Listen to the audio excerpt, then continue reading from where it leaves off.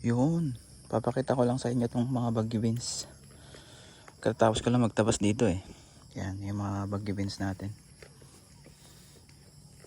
Yung, malinis na. May bunga na yan guys.